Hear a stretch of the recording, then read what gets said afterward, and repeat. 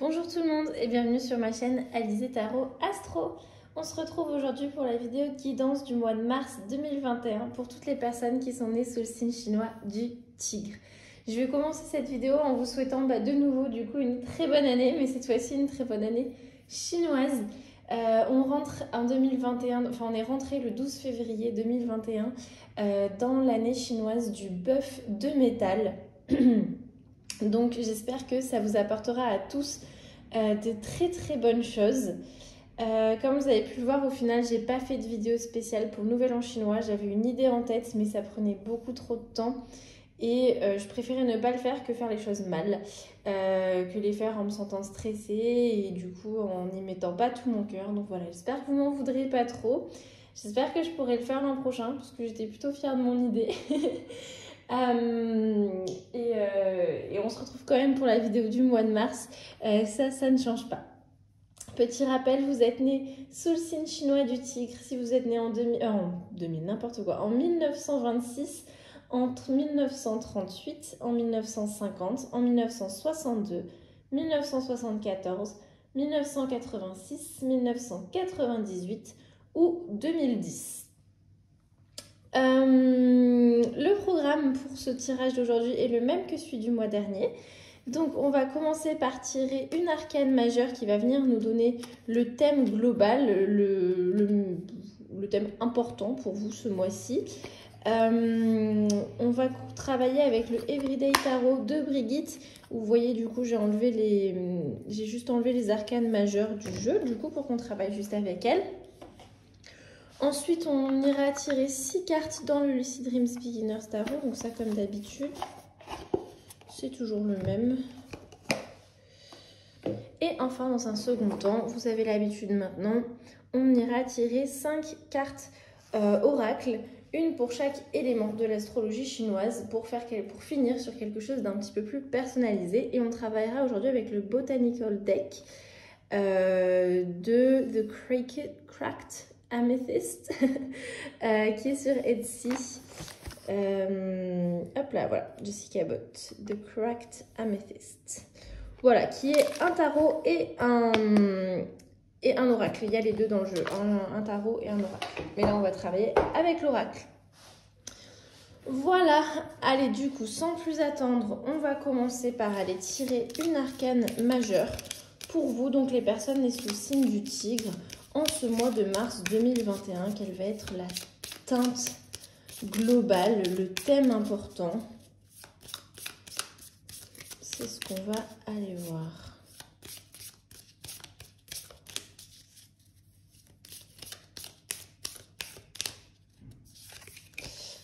Ok.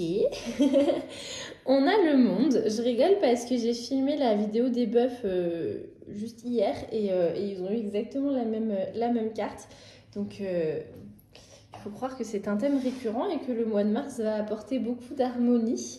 Je la commente après, je tire d'abord toutes les cartes comme d'habitude. Bon, après ça m'étonnerait que vous ayez exactement le même tirage parce que quand même niveau probabilité,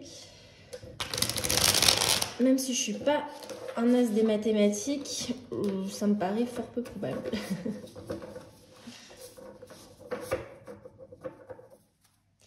Alors, ok, elle s'est retournée direct. Cette carte-là va représenter votre état d'esprit en quittant le mois de février et en entamant le mois de mars 2021.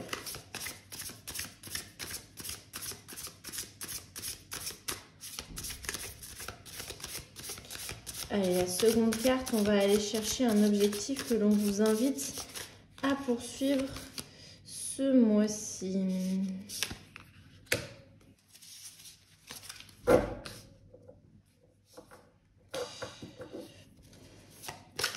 La troisième carte, elle va venir nous parler d'un obstacle qui pourrait surgir sur votre chemin. Hop là. La quatrième carte, elle va venir nous parler de vos ressources sur lesquelles vous pouvez compter. Hop.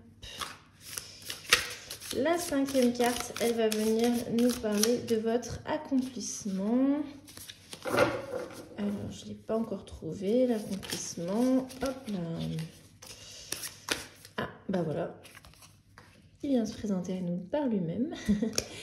Et enfin, la dernière carte va venir nous parler de votre état d'esprit à la fin du mois. Hop là. Allez, c'est parti. On regarde ça ensemble. Donc, comme je vous le disais, la carte du monde, elle vient nous parler d'un sentiment d'accomplissement, d'harmonie, d'être arrivé au bout d'une certaine évolution et ça fait du bien. C'est le moment où on se pose après avoir marché longtemps et on souffle, on se dit ah, là je suis pas mal. Donc c'est quand même un sentiment, voilà, je vais me répéter, mais le mot accomplissement me semble particulièrement adapté. Ces sentiments, voilà, d'être accompli, d'avoir réussi ce qu'on voulait, d'être arrivé à un moment où là on se sent bien. Donc une très très belle énergie qui va gouverner ce mois de mars pour vous. Dans quel état d'esprit vous aviez quitté le mois de février? Non mais c'est incroyable. Je vous disais que statistiquement parlant, c'était très improbable de tirer les mêmes cartes. Pour le moment, vous avez exactement le même tirage, les mêmes cartes au même endroit que les signes du bœuf. Je comprends pas ce qui se passe. Les cavaliers de coupe, donc, nous parlent d'être dans la romance, dans l'imaginaire, dans l'idéalisme, la recherche de la beauté, de la grâce, mais en fonçant, d'accord? C'est pas tellement juste un état passif où on rêve, c'est vraiment plus avec le cavalier, on est sur quelque chose de très dynamique, très actif, trop même parfois, d'accord? C'est un petit peu peut-être se laisser gouverner par ces grands idéaux qui nous animent d'un coup là, et du coup foncer un petit peu tête baissée en disant non je veux ça, j'y vais tout de suite sans prendre le temps peut-être d'y réfléchir. C'est pas forcément positif, c'est pas forcément négatif, ça dépend des contextes. On va voir si le reste du tirage nous en dit un petit peu plus à ce niveau-là. Mais il y a une notion, voilà, comme ça, d'agir un petit peu, d'être assez impulsif. Hein. D'être assez impulsif et de se laisser gouverner un petit peu comme ça par ses désirs dans son impulsivité à la fin du mois de février, au début du mois de mars. Quel est l'objectif du coup qu'on vous invite à poursuivre ce mois-ci? Ah, cette fois-ci, ça change un peu. Alors, on a la roue de la fortune. La roue de la fortune... Donc une arcane majeure qui se présente à nous et qui vient nous parler de se préparer à ne pas être préparé. C'est un petit peu débile ce que je dis là peut-être, mais la roue de la fortune, elle vient vous rappeler qu'on ne peut pas tout contrôler, que dans la vie, il y a des hauts et des bas et ça tourne tout le temps, qu'il y aura toujours des choses qui sortiront voilà, de notre contrôle, où on est soumis à des cycles, à des changements comme tout le reste dans la nature, hein, je veux dire la lune, tout est soumis à des cycles. Au mois de mars, il y aura le printemps, l'équinoxe de printemps, qui nous rappelle d'ailleurs ça, hein, que sans cesse la vie fonctionne par cycle. Et on vous invite à réfléchir à ces notions-là et aux notions aussi peut-être de karma, de destinée. De moments comme ça qui sont des pivots, des tournants dans la vie. Est-ce que ça veut dire que ce mois-ci, il y aura un moment pivot, un moment tournant? Pas forcément, on va voir s'il y a qu'il y ait quelque chose d'autre qui ressort dans les autres cartes, mais avec juste celle-là, c'est pas obligé. C'est possible, mais c'est pas obligé. Mais en tout cas, on vous invite à réfléchir tout ça, peut-être à tout ça, pardon. Peut-être par rapport à des événements de votre passé, peut-être par rapport à des choses que vous planifiez par rapport à votre futur. Si vous avez un projet en cours, essayez aussi voilà, peut-être de prendre en compte le fait que, d'autant plus en ce moment, les situations peuvent être parfois un petit peu... peuvent parfois nous échapper un peu, on va dire. Mais voilà, c'est cet objectif-là qu'on vous invite à poursuivre ce mois-ci, à essayer de réfléchir au fait qu'on n'a pas le contrôle sur tout, que tout est soumis à des cycles, à des choses qui sont incontrôlables, qui sont hors de notre portée, qui sont parfois imprévues. Et on vous invite à vous préparer, à réfléchir à tout ça et effectivement aussi pour certaines personnes, à réfléchir à la notion de destinée, de karma, de vie antérieure et peut-être voilà de retrouver d'autres personnes sur ce plan-là parce qu'il aurait pu se passer d'autres choses dans des vies antérieures, si c'est évidemment quelque chose auquel vous croyez. Mais voilà. On va maintenant aller voir les obstacles qui vont se dresser sur votre chemin. Ah, alors ça c'est intéressant. On a de nouveau le monde, mais il se présente de manière inversée. Qu'est-ce qu'il vient nous dire, le monde, de manière inversée? Il vient nous parler de mettre fin à quelque chose. Il y a un rapport avec cette notion de cycle qu'on vient d'aborder avec la roue de fortune. La carte du monde, c'est de nouveau une arcane majeure, mais vous l'avez reconnu vu qu'on l'a tirée en thème global de ce mois-ci. C'est la dernière des arcanes majeures, à moins que, en fait elles sont numérotées de 1 à 21, donc ça c'est la 21e. Dans certains jeux, vous pourrez trouver le fou qui est numéroté 22, dans d'autres il est numéroté 0, parfois il n'est pas numéroté du tout, mais de manière générale, on admet quand même que c'est pas le fou, mais le monde, qui est la clôture de tout le cycle qu'a traversé, que nous racontent les 21 arcanes, ou les 22 arcanes si on compte le fou. Donc le monde nous parle donc d'un cycle, d'accord, et d'un cycle qui prend fin vu qu'on est à la 21e. Il se présente ici de manière inversée et juste à côté de cette roue de fortune justement qui nous parlait d'être préparé aux choses qui peuvent changer. Ça veut peut-être dire que il va falloir mettre fin à quelque chose et vous refusez de le faire. Il y a peut-être un cycle qui prend fin pour vous, mais vous avez du mal à l'accepter et du coup vous refusez de clôturer cet épisode-là de votre vie.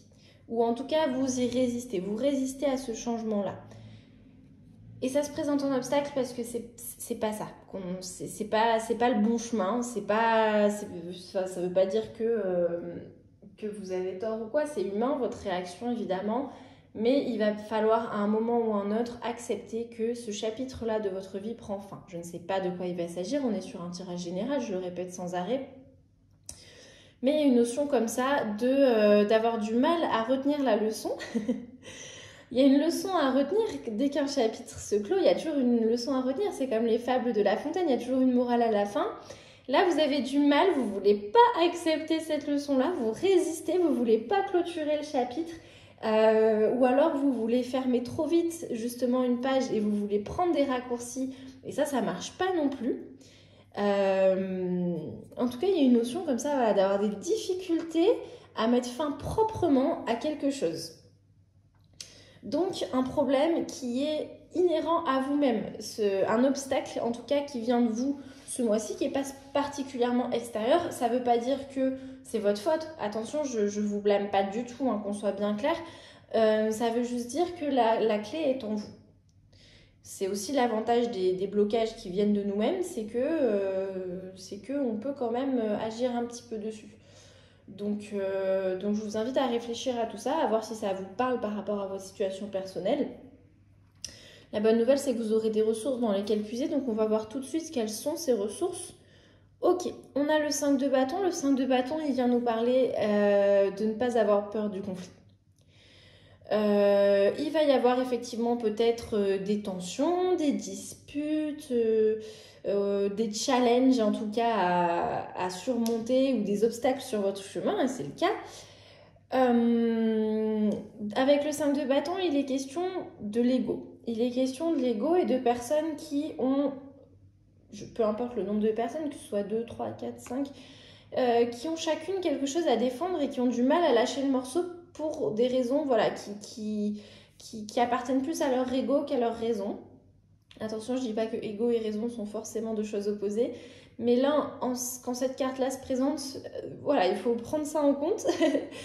Il y a une certaine forme d'agressivité et ça vient dans vos ressources. Ça veut dire que vous êtes prêt à aller vous battre pour ce que vous voulez.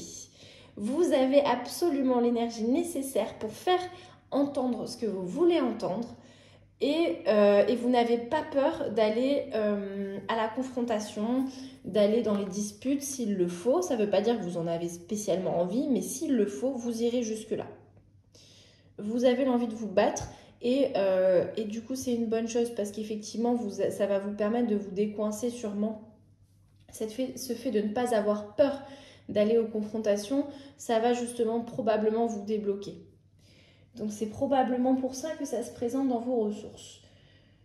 Vous aurez aussi un accomplissement, ce mois-ci on en a toujours, qu'il soit petit ou grand, c'est comme les obstacles. Quel va être votre accomplissement ce mois-ci? Ah, on a le valet d'épée. Le valet d'épée qui vient nous parler d'être ambitieux. Comme je vous le disais, c'est pas un valet du tout, excusez-moi, c'est un cavalier, je vous dis n'importe quoi. Comme je vous le disais, les cavaliers, à l'image du cavalier de coupe, ils sont très actifs, très dynamiques. Et donc le cavalier d'épée, autant le cavalier de coupe, c'était par rapport à son émotionnel, vu qu'on était dans les coupes, autant le cavalier d'épée, ça va être par rapport à sa communication, par rapport à ses pensées, par rapport à son mental. Le cavalier d'épée, du coup, nous parle, comme je vous disais, voilà, d'être ambitieux, de savoir ce qu'on veut et de savoir l'exprimer de manière directe.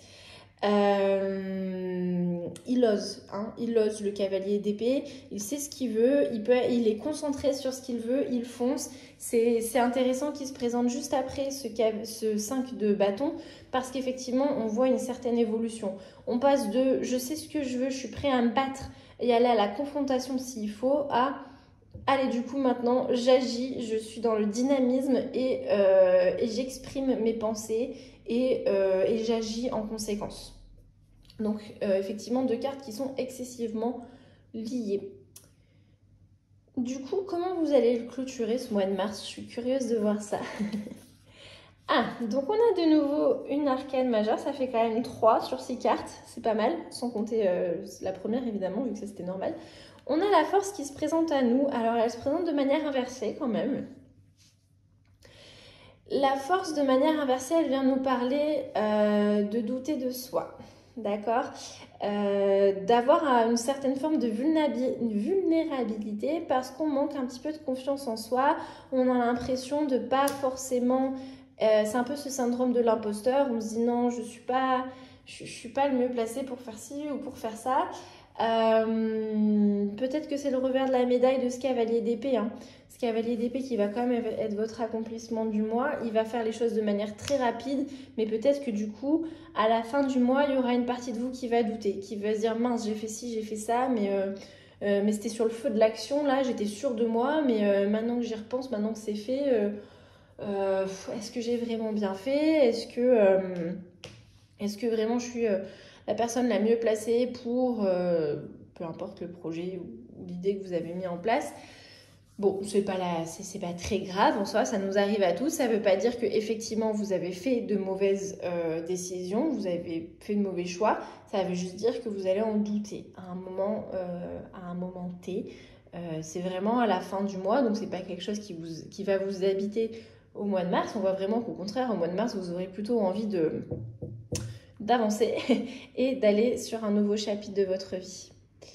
Donc là, si je reprends un petit peu de manière globale le tableau qui se dresse devant nous, pour vous les tigres, on a vraiment cette notion de vouloir passer à un nouveau chapitre de votre vie, d'être arrivé au bout d'une certaine expérience. Et voilà, et la roue va tourner maintenant pour vous.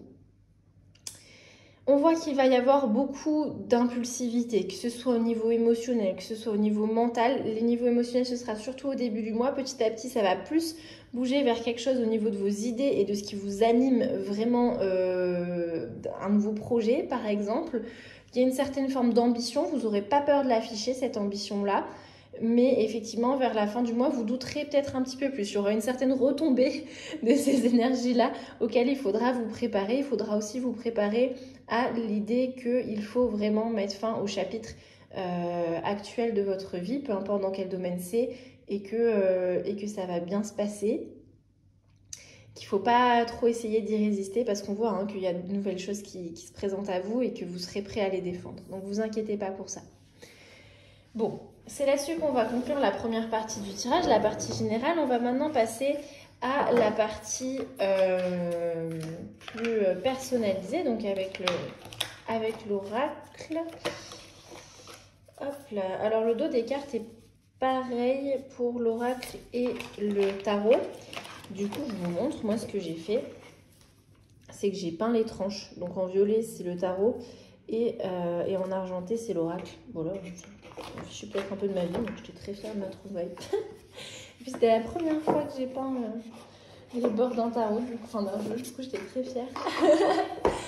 Alors, petit topo habituel, vous avez l'habitude maintenant. En astrologie chinoise, on a 5 éléments en plus des 12 signes, enfin qui sont complémentaires aux 12 signes, hein, qui marchent avec. Et du coup, un élément tombe dans un signe donné tous les 60 ans, donc par cycle de 60 ans. Selon votre année de naissance, vous êtes tigre, de feu, d'or, de bois, peu importe. Ce que je vais faire, c'est que je vais tirer une carte par élément, donc 5 cartes en tout. Pour chaque carte, pour chaque élément, je préciserai évidemment les années de naissance qui sont concernées. Attention, gardez bien en tête qu'on parle d'année chinoise, que vous êtes né si vous êtes né en tout début d'année, en janvier, entre le 1er janvier et la mi-février, il est possible que vous soyez sur la mauvaise vidéo. Et que vous soyez concerné par l'année chinoise précédente, donc en l'occurrence celle du bœuf. Donc voilà, faites bien attention quand même. Et sur ce, on va débuter. Dernière petite précision, pour les cartes oracles, je commente un petit peu moins. Je vous laisse, c'est la partie où je vous laisse plus faire appel à votre propre intuition et à ce qui vous parle au moment où vous regarderez la vidéo. Voilà, voilà. Du coup, on va commencer avec les tigres de feu. Et donc, les tigres de feu, ce sont les personnes qui sont nées en 1926 ou 1986.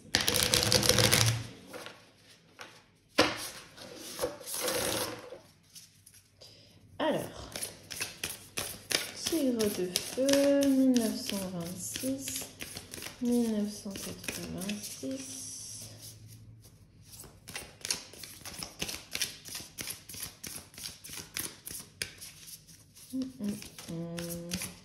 Alors on travaille avec le thème des plantes parce que voilà, je me suis dit mince, le printemps, les plantes, ça me semblait pas mal. Ok, donc on commence avec une plante de la famille des champignons. Et donc on a la Night Light, donc la lumière de la nuit. Je ne sais pas si c'est son nom en français du tout. Déjà que je ne connais absolument pas bien les plantes en français, en anglais encore moins. On va aller voir du coup ce qu'elle nous dit, cette petite plante, ce que nous dit ce champignon. Donc, je vais vous lire les mots-clés, puis en général il y a quelques petits éléments associés. Vous voyez, pour chaque plante, on n'a pas grand-chose. On a le nom latin, des petits mots-clés et une petite explication. Donc, je vous la montre en même temps que je lis. Les mots-clés sont l'illumination, la lumière et la révélation. Ces champignons sont petits, ils sont marron clair, quoi, et ils poussent sur des branches ou des espèces de petites feuilles mortes par terre. Et en fait, ils sont aussi bioluminescents. Et du coup, la nuit, ils donnent une espèce de lumière comme ça, verte claire, dans la nuit, dans la pénombre. Donc, d'où les mots-clés qui sont l'illumination, la lumière, la révélation. C'est des choses qui peuvent paraître anodines en pleine journée. Voilà, ça ne pousse pas à des endroits folichons, ça n'a pas des couleurs particulièrement attrayantes.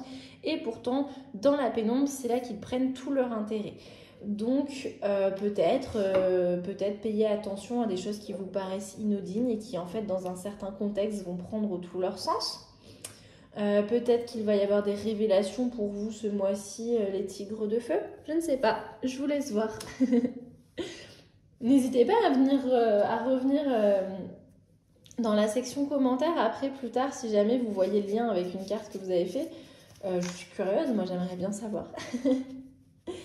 On va maintenant passer aux tigres de terre. Les tigres de terre, ils sont nés en 1938 ou 1998.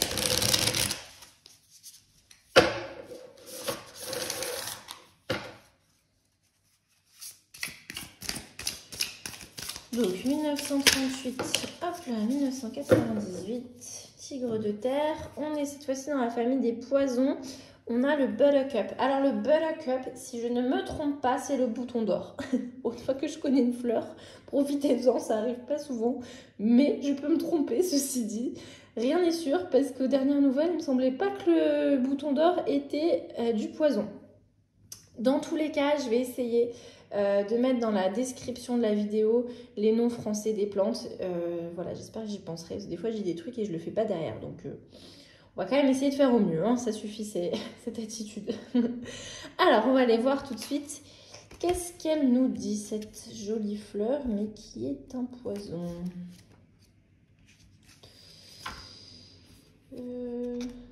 Sont où les poisons?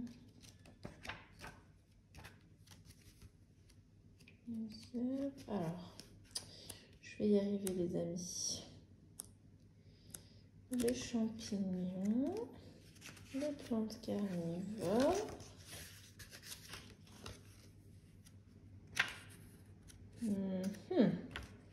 Bon, je vais regarder dans le sommaire en fait. Hein. Voilà, page 51.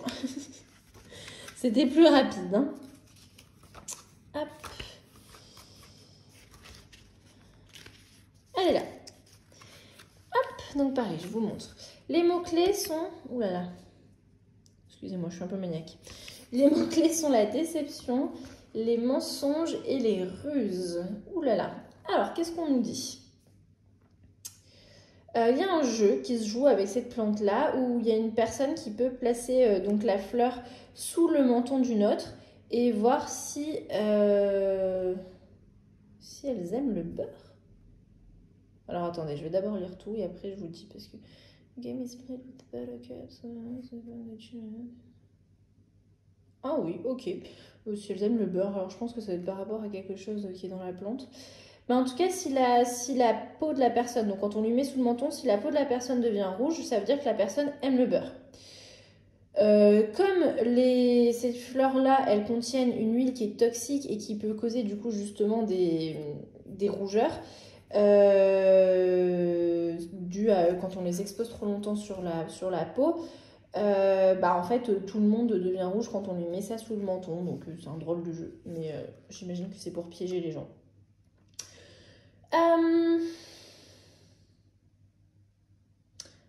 Ouais, du coup, ouais, c'est ce qu'ils disent. En gros, en conclusion, tout le monde aime le beurre. Bon, très bien. Alors, qu'est-ce que ça peut vouloir nous dire d'intéressant pour vous ? On a quand même cette notion, voilà, de ruse, hein, de quelque chose, de vous mettre dans une situation où vous avez l'impression d'avoir le choix, alors qu'en fait, pas du tout. Vous avez l'impression d'être dans les mains du destin, alors que votre destin est tout tracé. Vous aimez le beurre, c'est sûr. Pour moi, elle me fait penser un petit peu de cette manière-là à la roue de la fortune, où il y a quelque chose d'inévitable, mais qui se présente sous la forme d'une ruse. On a aussi cette notion de c'est inévitable que vous allez arriver à la fin d'un cycle, mais vous avez l'impression de pouvoir y résister, hein, ça c'est notre monde renversé, alors qu'en fait, non, c'est une ruse. Du coup, effectivement, vous risquez peut-être d'être déçu par rapport à ça. Ces notions aussi de mensonge, ça peut faire référence à des choses de votre entourage, donc soyez-y attentifs. Ce mois-ci, voilà, ne pas tomber trop dans les panneaux. En plus, on a vu que vous avez tendance à vouloir être un peu impulsif. Donc, voilà pour vous, les tigres de terre. On va maintenant voir pour les tigres d'or. Donc, les tigres d'or ou tigres de métal, c'est la même chose, sont les personnes qui sont nées en 1950 ou en 2010.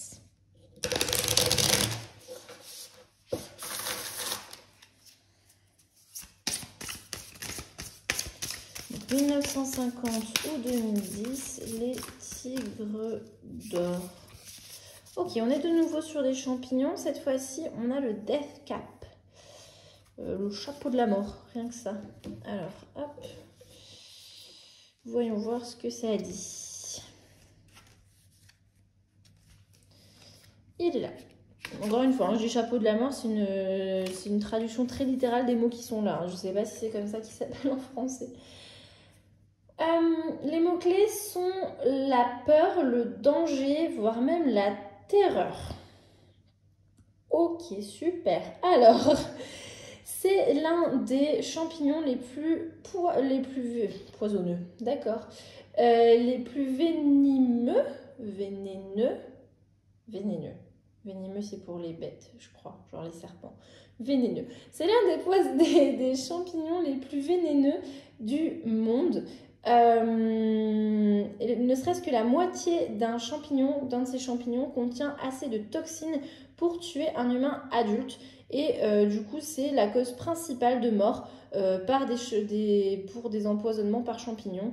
Parce qu'en fait, ça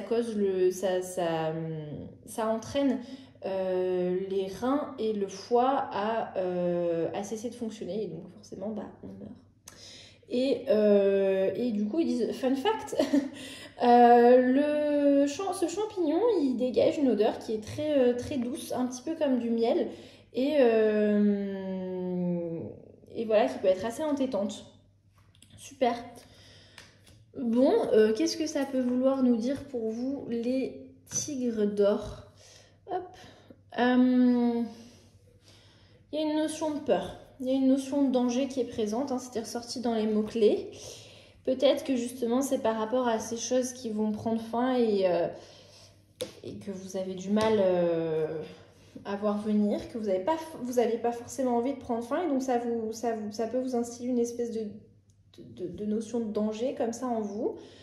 Pour moi, il y a aussi ce rapport avec la force inversée à la fin du mois qui doute énormément, qui se dit oulala, mais j'ai été un peu impulsif dans mes attitudes.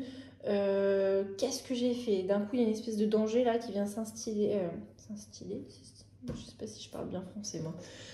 Mais qui vient voilà, s'installer en tout cas doucement en vous. Voilà, soyez-y attentifs. A priori, si vous savez ce que vous faites, il ne devrait pas y avoir de soucis. On va passer aux tigres d'eau. Les tigres d'eau, ils sont nés en 1962.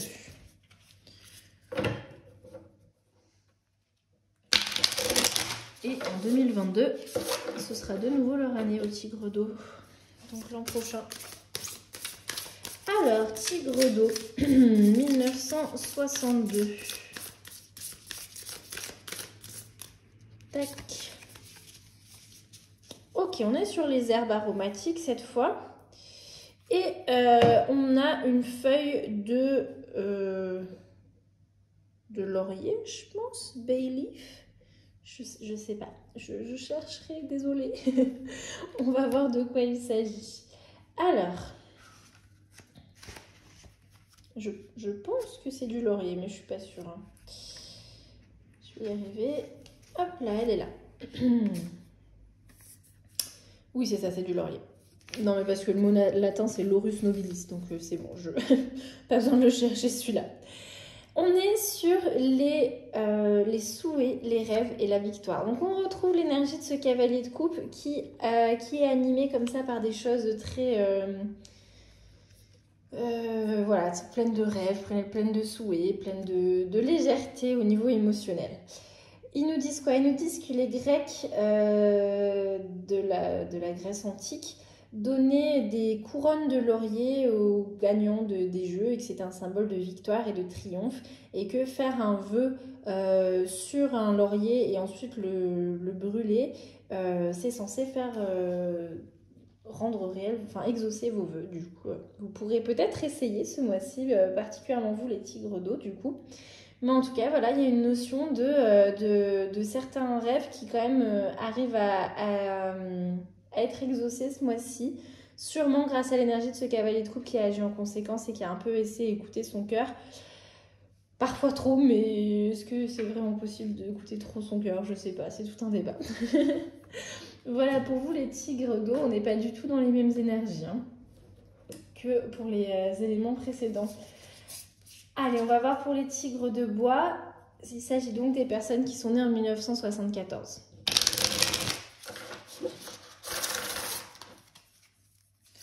Donc les tigres de bois, 1974. Allez, on reste sur les herbes aromatiques et on a le peppermint, donc la menthe poivrée. Ah là là, j'aime quand on tombe sur les herbes aromatiques, c'est les seules que que je reconnais et que je sais traduire, c'est incroyable. Je me sens un peu moins nulle. Alors,